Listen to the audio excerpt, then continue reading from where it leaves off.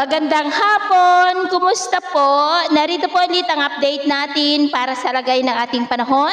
Ngayong hapon po ng August 9, 2024 na kung saan sa ngayon ay patuloy pa rin nakabagat ang weather system na umiiral po ngayon dito sa ating bansa. Lalo na po dyan sa kanlurang bahagi na patuloy pa rin na hinahatak ng malakas na bagyo na may international name po na Maria. Malayo po ito dito sa atin pero patuloy nitong hinahatak ang habagat hanggang po sa mga susunod na araw. Posible po yan natatama sa Japan ngayong darating po na linggo. Kaya sa ating mga kababayan po na nandyan, iba yung pag-iingat lamang po dahil malakas po ang bagyong si Maria.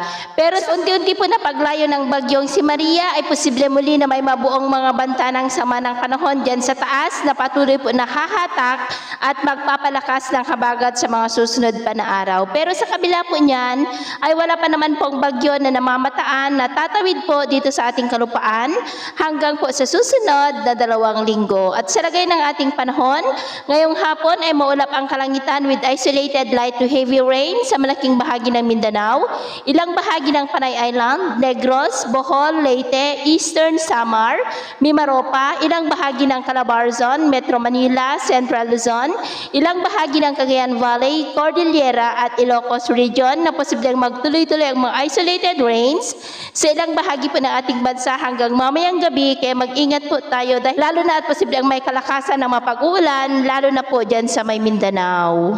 At sa atin naman pong mga baybayin, wala naman po tayong nakataas na anumang gale warning signals, pero iba yung pag-ingat lamang po kung papalaot tayo para po mas makaiwas sa mga sakunang pangkaragatan. So yun po ng latest update natin sa araw na ito. Ako po muli si James na nagsasabing sa kahinan ng pagsubok po na darating sa ating buhay, huwag po tayong mawawalan ng pag-asa. Thank you and God bless.